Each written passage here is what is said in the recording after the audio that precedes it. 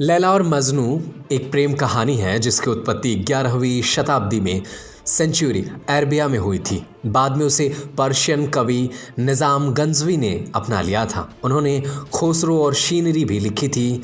5 सबसे लंबी कथा कविताओं में ये तीसरी थी। निज़ामी के बहुत समय पहले किंवदंती अपने वास्तविक रूप में ईरानी अखबार में थी। मजनू के बारे में वास्तविक जानकारी बहुत कम है। निज़ामी के कार्य में बहुत ही नकली बातें सामने आ रही थी। उनके कार्यों के बाद बहुत सी वास्तविकता बातों को उजागर किया था। कायस इब्ने अल मुलव्वलाह लैला के प्यार में पड़ गया था। जल्द ही उसने अपने और लैला के प्यार पर कविता बनाना शुरू कर दिया। कविताओं में वो लैला के नाम का जिक्र भी किया करता था। लैला को मारने के लिए उसके द्वारा की जा रही कोशिशों को देखते हुए स्थानीय लोगों ने उसे मजनू का नाम दिया था। जब मजनू ने लैला को पिता से शादी का हाथ मांगा तो लैला के पिता ने इनकार कर दिया था और उन्होंने ऐसा कहकर इनकार कर दिया था कि लैला किसी पागल इंसान से शादी नहीं करेगी।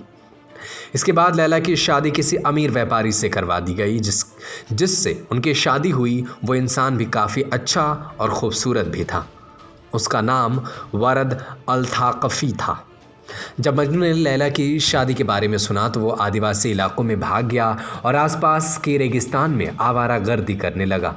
उनके परिवार ने उसे वापस लाने की आशा भी छोड़ दी थी। वे जंगल में उसके लिए खाना छोड़कर चले जाते थे। कई बार मजनू लैला के प्यार में मिट्टी पर लकड़ी की सहायता से लैला पर आधारित कविता भी लिखता था।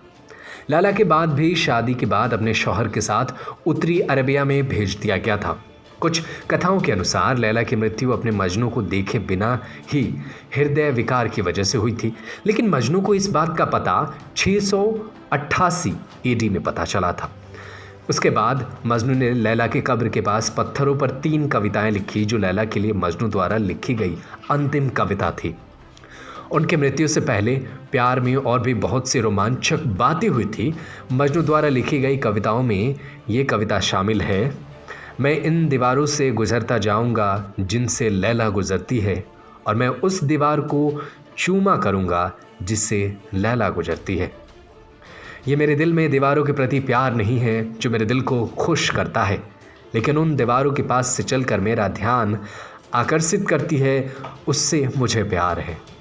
यही लैला और मजनू की एक शोकपूर्ण प्रेम कहानी है। इस तरह की प्रेम कहानी को अक्सर कुंवारा प्यार कहा जाता है, क्योंकि ऐसी प्रेम कहानियों में प्रेमी जोड़े को कभी शादी नहीं होती। इतिहास में ऐसी बहुत सी प्रेम कहानियां हमने देखी जिनमें लैला और मजनू के साथ साथ रोमियो और जूलियट का भी समावेश है। लैला और मजनू की मौत के बाद ही दुनिया ने जाना कि उनकी मोहब्बत में कितनी सच्चाई थी। दोनों को साथ साथ दफनाया गया ताकि इस दुनिया में न मिलने वाले लैला मजनू जन्नत में जाकर ज़रूर मिले। आपको क्या लगता है, लैला मजनू से जुड़ी किंवदंतियों को आप क्या सत्य मानते हैं या ये सब फेक बकवास बातें हैं? आपकी जो भी राय है हमें कमेंट बॉक्स में ज़रूर बताइएगा। न्यूज़ रूम से नदीम अहमद की report. Subscribe to our YouTube channel and press the bell icon to get the latest updates.